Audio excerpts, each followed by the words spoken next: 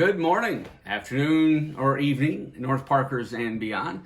Today is another weekly word from Pastor John. We're in Proverbs chapter 22 today, and we're looking at verse 1. It says, a good name, and it doesn't mean like a name that you like Jack versus Alfred versus Ingrid versus Matilda versus John, whatever. But a good name is more desirable than great riches.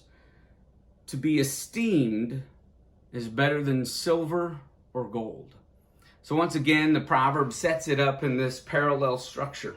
And so we have a good name and to be esteemed as being compared. Those are the same or similar. And it's more desirable than great riches is better than silver or gold is being compared. So it's the exact same statement being said twice for emphasis with slight variation, primarily to keep interest in it. So a good name is more desirable than great riches. What does it mean by a good name? Well, I already said it's not the name that you were given at birth, nor is it your surname necessarily, but it's your reputation. So that if somebody hears something and they say, well, Pastor John said, I hope, number one, that they make sure that I actually said it because, that other side has happened. But when they hear Pastor John said, I hope that their assumption would be it is accurate, it is biblically sound, and that it is true. And that only given justification would they then doubt something that I had said. Now, what does it mean when it says a good name is more desirable than great riches? Because oftentimes the way your name is known is by your wealth. Whether that wealth is what gave you the name or whether your fame is what gave you the wealth, they tend to go together. So we know the name Kim Kardashian, we know the name Barack Obama, we know the name Donald Trump, we know names of people that are, the lifestyles of the rich and famous kind of sum it up. What does it mean to be more desirable than riches? That reputation of yours. Well, I'll give you a story. And this happened to me recently and paints me as a bit of a fool.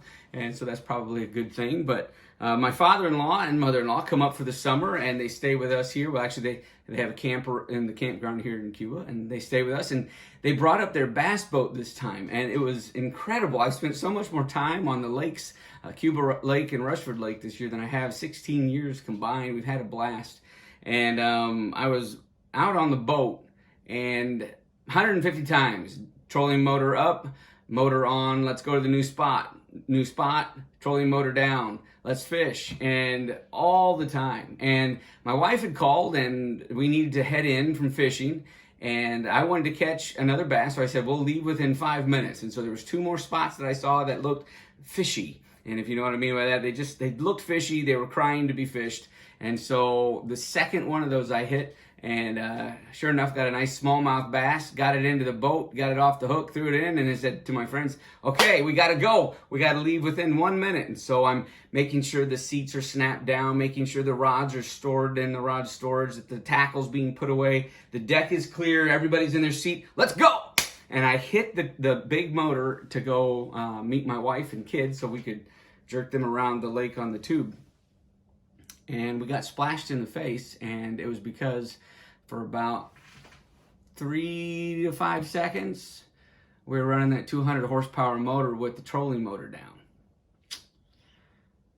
So I bent the trolling motor shaft, and it pulled some of the moorings out of the boat. And so I told my father-in-law about it, and he said not to worry about it, which of course I did. And we got home, and we parked the boat and ordered the parts. Tried to straighten the shaft, stainless steel shaft, 45 inches long, hard to straighten. So I ended up ordering a new shaft, and we had to take the trolling motor apart and ordered new mounts and all that. And to disassemble the trolling motor, you have to take that top cover off and to access all the gears and the wires and to be able to take the motor and shaft out. So that top half was gone. And so I put the boat cover on when after I'd gotten to a part I had to stop, And I go to cinch it down, and it was a tight fit. And it was always a tight fit, so you had to really, and just then it would snap closed, and you had the boat cover on. Well, I went, and I heard rip. And so the trolling motor, minus the top half, sharp, jagged edge, ripped his boat cover. So what did I do? Well, I told him about that too. And I bought a new boat cover, and I bought a new trolling motor shaft, and I bought new moorings, and I spent my day off and got the boat ship shape, as the saying goes. And so all the parts are in, the boat is working, it's as good as new, and I feel a lot better about it, but that was about a $300 tab.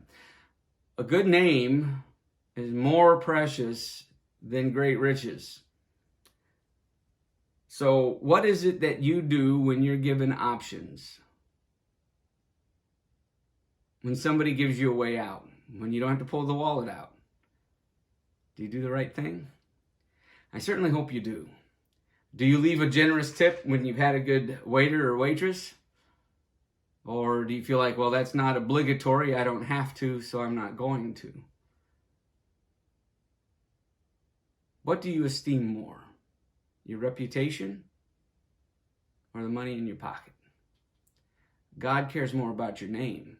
He cares more about your reputation. He cares more about that than the amount of money you have in your pocket. And that's great good news, because here's the democratization of this proverb. No matter how wealthy or poor you are, you can have a good name. That is my prayer for you today.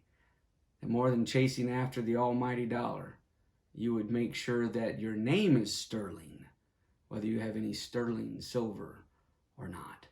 May our great God and King bless you and keep you. May he cause his face to shine upon you and be gracious unto you. And may you put money where it's supposed to be, way down the list of priorities. Thank you, and have a great day.